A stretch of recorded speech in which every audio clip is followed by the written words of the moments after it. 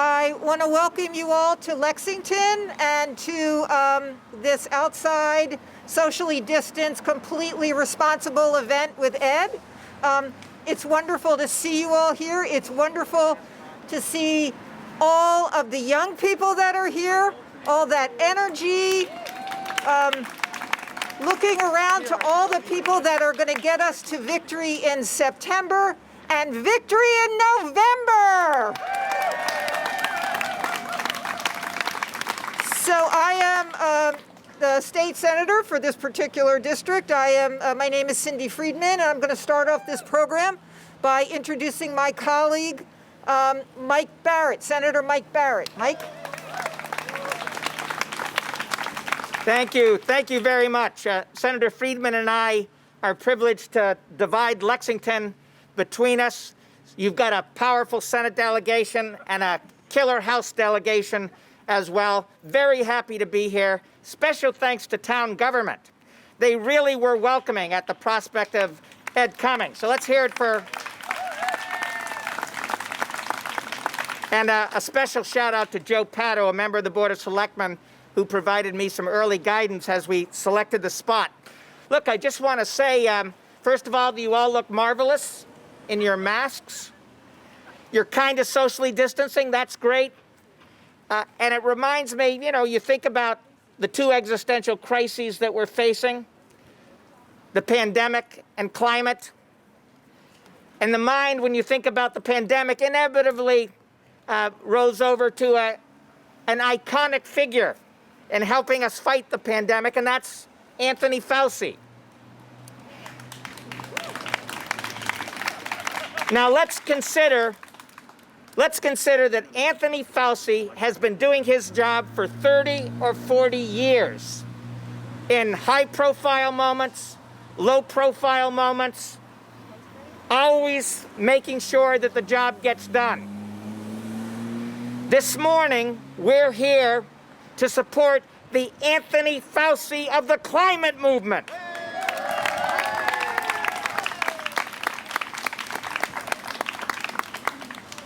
What we've got to do, and I'm going to be prophylactic here, what we've got to do is get out the virtual vote after today, right? This is all about making sure that when you get your mailed ballots, that you make sure your neighbors working through your social networks, that they hold on to the primary ballot as well as the final and mail in both. We've got to have a primary turnout, and that's what this is, virtual GOTV, and I'm happy to join you. Thank you.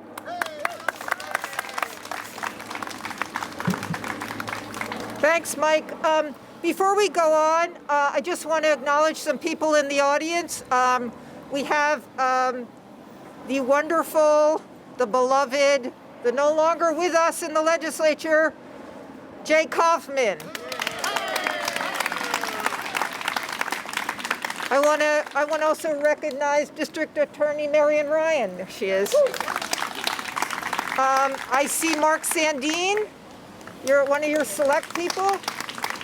Any other select people here or?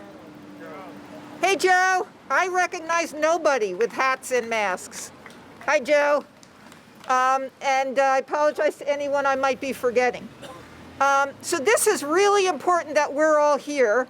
And I think you will, just to put a fine point on that, our next speaker is somebody who is helping to lead the way in changing the way our towns and our state and our country handles climate change. And I know with her and Kamish and all of the people that are here from Lexington Sunshine, right? Sunrise, sorry. We will actually make a difference. So I would like to introduce Casey Weisberg, who's going to introduce Ed.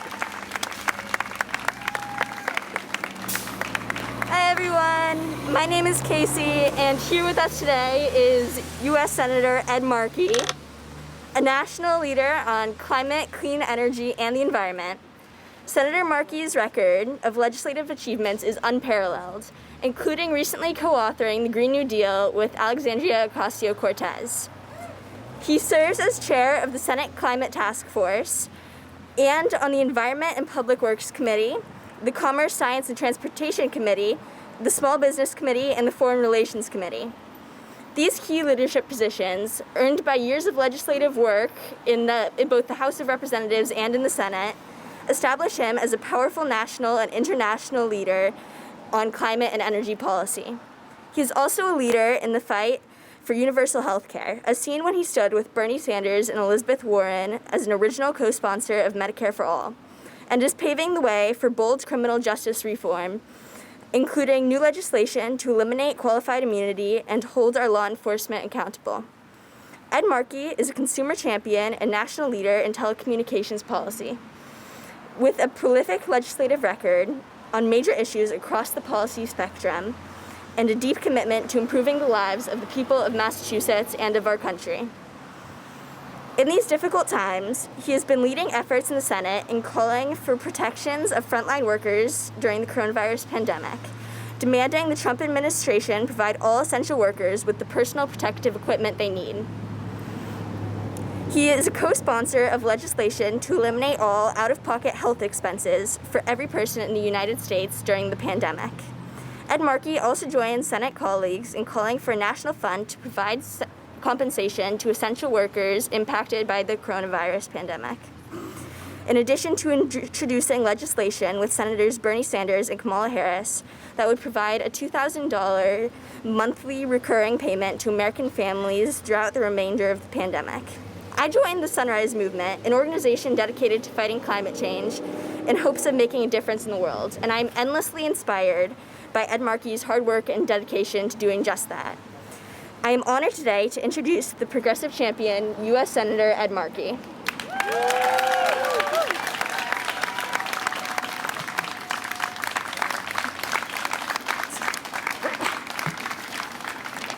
I up now? Oh, beautiful. Thank you. Wow.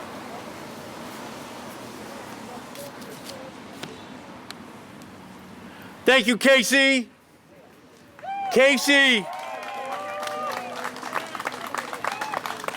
Casey is just the perfect representative of her generation.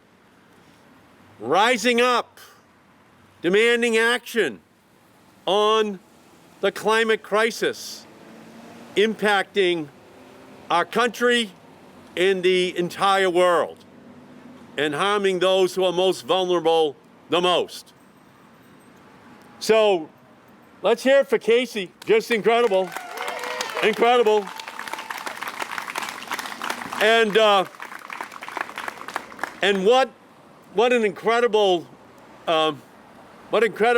dynamic duo Cindy Friedman and Michael Barrett are up in the State House every single day, fighting for progressive causes, standing up to make sure that the voices of Lexington, the voices of freedom are heard every single day on the floor of the Massachusetts State Senate.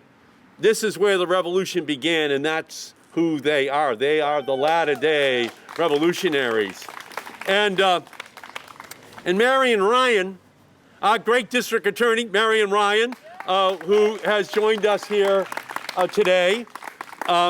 Marion ensures that Middlesex County is the cutting-edge place ensuring that we provide justice for everyone in our society, that because of your income, because of where you come from, that we are not going to criminalize that. In far too many places in our country, increasingly, you are penalized because you are poor, because you are immigrant, because you are black, because you are brown,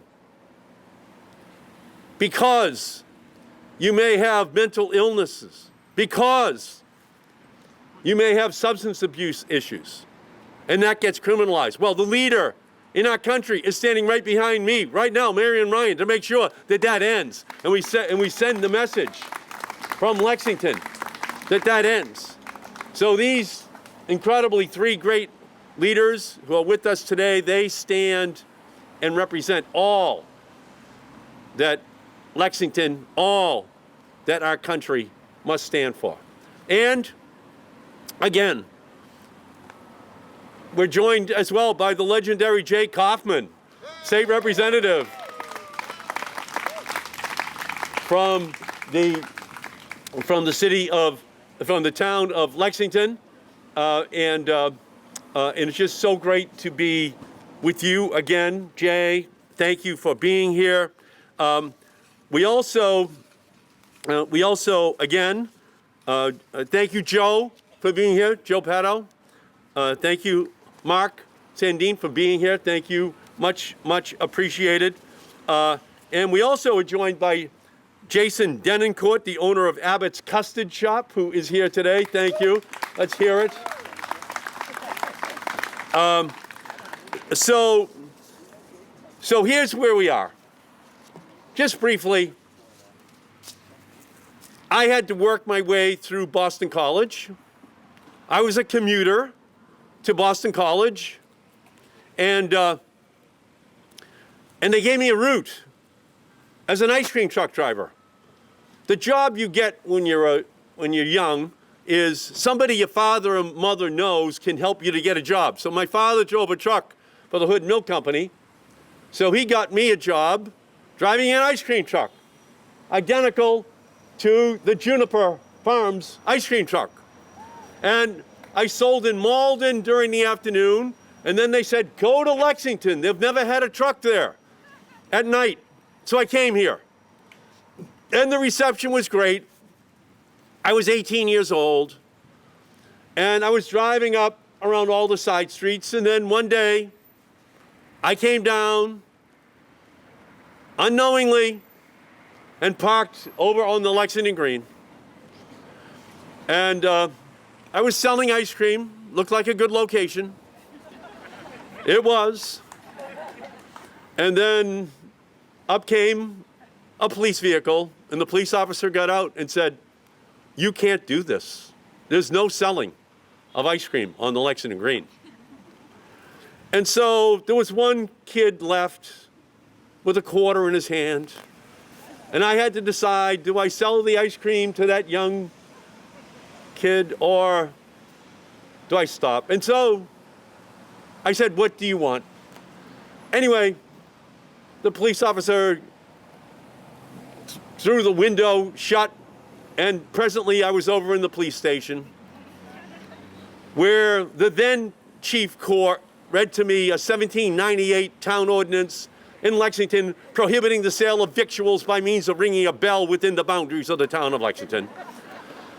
And 1 week later, I was before the Lexington Board of Selectmen, and I had 25 mothers and fathers and children there, not happy with the 1798 town ordinance prohibiting the sale of victuals by means of ringing a bell. They believed it was the constitutional right of children to have ice cream, and that Lexington had to be at the forefront. And so they changed the ordinance that night by a 5-0 vote. But what the chief said to me is, whatever you do, don't sell on the Lexington Green. That's the exception. And so I am here because I understand that Lexington is the heart of our democracy. It all began here when Paul Revere was coming down Mass Ave saying that the redcoats were coming. And they were coming for freedom. They were coming for liberty. They were coming to take these colonists and to turn them into second-class citizens. That was King George. Well, we have King Donald right now. And King Donald wants to take away people's freedoms. King Donald wants to take away people's liberties. King Donald wants to make America great again by making America hate again. Hating Mexicans and Muslims and people of color and immigrants and anyone who he thinks that he can demonize in order to win a second term in the presidency. And here on Lexington Green, beginning on April 19th, 1775, the voices came up from our country saying you will not be allowed to succeed in that effort. And that is the battle that we are having right now in our country. It is over the question of whether or not we are going to provide the protections for every person in our country. And so, for me, this is the turning point. And it goes to many issues. I'll just begin with one, and that is this issue that Casey Weisberg was just talking about. It is the issue of climate justice. Because we know that people who are poorer, who are black, who are brown, who are immigrants, they are at much greater risk of asthma because of their exposure to pollution, and as a result, more exposed to coronavirus. And they are paying a higher price. And we know that we can do something about it. And that's why Alexandria Ocasio-Cortez and I, a year and a half ago, introduced the Green New Deal, so that we would change our relationship with pollution for everyone in our society. And what we said was very simple. The planet is running a fever. There are no emergency rooms for planets. We have to engage in the preventative care of deploying wind and solar and all-electric vehicles and plug-in hybrids and storage battery technologies and energy conservation strategies for our agriculture, industrial, commercial, and housing sectors. And it's not a technological problem, it's a political problem, because the fossil fuel industry owns the agenda in Washington right now, and we are going to have a revolution that starts right here in Lexington to ensure that we protect against the worst, most dangerous impacts of climate change, and that we're going to do it creating millions of new jobs, and we're going to do it with justice for everyone. Frontline communities, communities of color, everyone will be protected in this fight. So, this is what Alexandria Ocasio-Cortez and I intended. And it was dismissed a year and a half ago. But where are we today? Well, today we can see that the Green New Deal is the answer to climate justice, that it is the answer to job creation. We can see that Medicare for all is the answer to the healthcare crisis that we have in our country right now, with millions of people who have lost their healthcare in our country. We can see that 12 million children in America right now do not have the internet at home. 12 million children in our country do not have the internet at home. And we can see who they are. They're black, they're brown, they're poor, they're immigrants. It's going to lead to a homework gap, that's going to lead to a learning gap, that's going to lead to an opportunity gap for those children in our country. Because we're not going back to normal this year. We're not going back to normal next year. We know it. So that's why I'm fighting on the floor of the United States Senate over this next week to get $4 billion so that every child gets the internet at home, so that they have the ability to be able to learn. And that is built on my program, the E-rate, the internet rate bill that has now provided $54 billion that puts the internet on the desk of every child in our country, regardless of income. But now we have to make sure they get it at home. It is an absolute educational crisis, an educational justice issue in our country. And We know there's something wrong with an economy that has 3 billionaires who have more wealth than the bottom 50% of our economy combined. 3 people, more wealth than the bottom 50% of our population combined. We need to ensure that we provide justice in our economic system. The people who work hard get what they need. And I will just finish on this. That this battle that we're having with Donald Trump in the United States Senate right now, it goes to that issue of justice. And next January, I promise you that as of noon on January 20th, 2021, I will make sure that justice is the agenda on the floor of the United States Senate. Healthcare justice, educational justice, criminal justice, climate justice for everyone in our society. That is the battle. That is what we're fighting for. And the revolution started here in Lexington, and we're going to finish it this year as we fumigate Donald Trump out of the White House, remove the Republicans from control of the Senate, and we begin once again to renew this country. Thank you all so much for everything.